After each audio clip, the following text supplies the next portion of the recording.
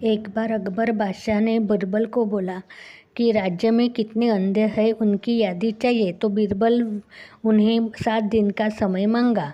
उसके बाद बीरबल दरबार में नहीं गया। वो बीचों बीच रास्ते में चौराहे पर बैठ गया। थैले से जूता निकालकर सिलाने लगा। लोग उन्हें जूता सिलाए देखकर हैरान हो गए। इतना बड़ा विद्वान ये काम कर रहा है।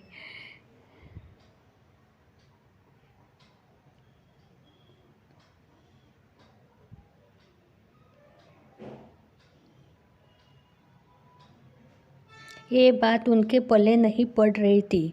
तो लोग उसके पास जाकर पूछते कि बीरबल तुम क्या कर रहे हो।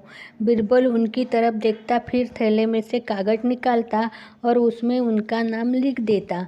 ये सिलसिला जारी रहा तो लोगों को लगा बीरबल पागल हो गया। ये बात अकबर बादशाह के कानों पर पड़ी।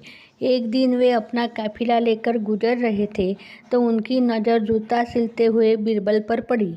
अकबर बादशाह नज़दीक आकर बोले कि बीरबल तुम ये क्या कर रहे हो? क्या सचमुच तुम पागल हो गए?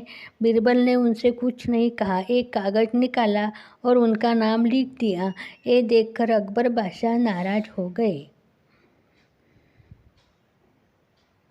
उन्होंने बीरबल को पकड़कर दरबार में लाने का हुक्म अपने सैनिकों को दे दिया। सैनिक बीरबल को पकड़कर दरबार में ले आए। अकबर ने बीरबल को पूछा, बीच चौराहे पर बैठकर क्या कर रहे थे? क्या तुम सचमुच पागल हो गए हो?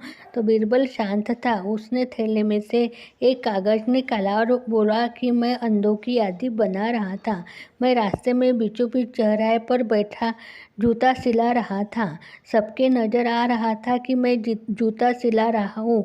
तब भी लोग मुझे पूछते कि मैं क्या कर। आंखें होकर भी वो अंधों की तरह पूछ रहे थे। मैंने उनका नाम अंधों की यादी में लिख दिया। माफ़ करना, आपने भी मुझे ये सवाल पूछा तो आपका भी नाम मैंने यादी में लिख दिया।